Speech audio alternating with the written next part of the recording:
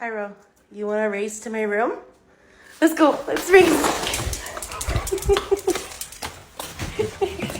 He had every reason to give up on humans, but he didn't.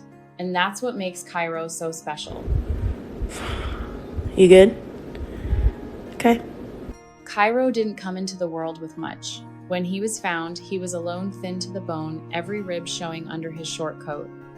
He moved like he was expecting pain, jerking back at sudden sounds, shrinking away from even the gentlest touch. Buggy, you're not in trouble. I just can't have you roughhousing. You're gonna re-hurt your leg. Cairo, I'm sorry. It didn't take a trained eye to know he had been through something awful. The signs were written all over him, not just on his body, but in the way his eyes flicked from face to face, full of worry and fear, and the way he cowered, bracing for something bad, even when kindness was all that was being offered. Can I see a paw? Can I have a better paw? Good boy. When Cairo was brought home, there was no telling how he'd react. No one knew if he'd settle in or stay guarded forever. But then something remarkable happened. The moment Cairo walked through that front door, it was as if a tiny spark lit up inside him. His eyes softened, his tail began to wag slow at first, then so fast it became a blur, and then he did something no one expected. Let me get you. Let me get you.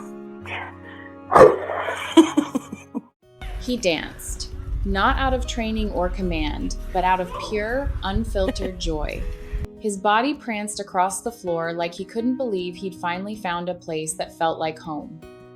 That moment, the look in his eyes, the bounce in his step would never be forgotten. I'm gonna get it. I'm gonna get it.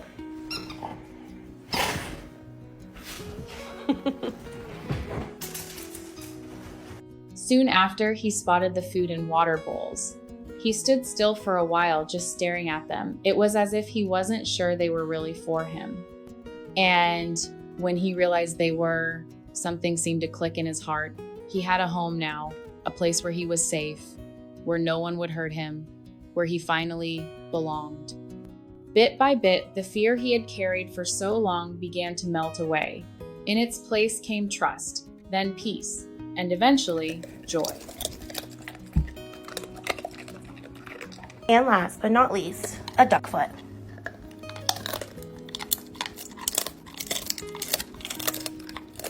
Now, 5 years later, Cairo is strong and full of life. His body has filled out muscular and proud. Strangers often stop and stare. His intense gaze and powerful frame can look intimidating at first. Some people assume he's dangerous just by the way he looks, but those who stay a little longer, who take time to see him for who he really is, discover something much deeper. Mister, I don't know if you know this, but it's illegal in this country to be that cute. You're breaking the law. I'm gonna have to arrest you. You're so cute. Beneath the tough appearance is a dog with a heart full of warmth, overflowing with love, loyalty, and affection.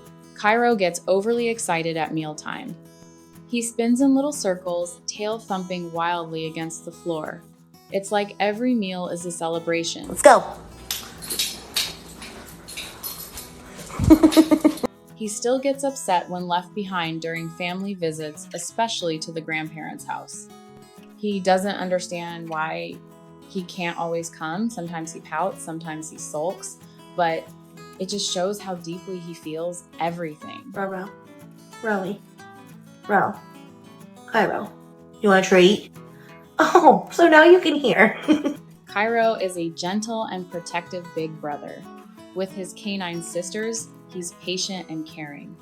But with the kittens, he's like a guardian angel. He lies close by, watches over them, and lowers his head gently next to theirs as if whispering, "Don't worry, I'm here." Of all the things Cairo loves, cuddling might be his favorite.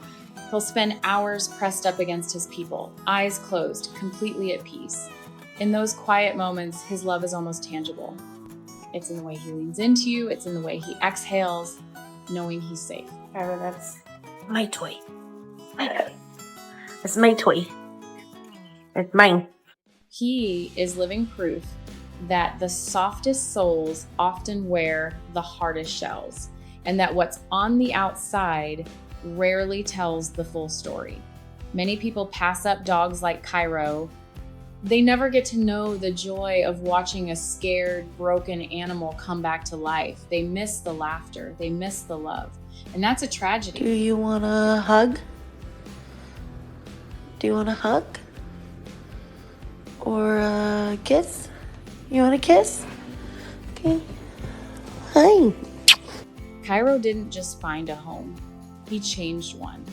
And there are countless others out there just like him, waiting for someone to see past the surface and give them a chance. Do you want to come over and cuddle with me? No? Yeah?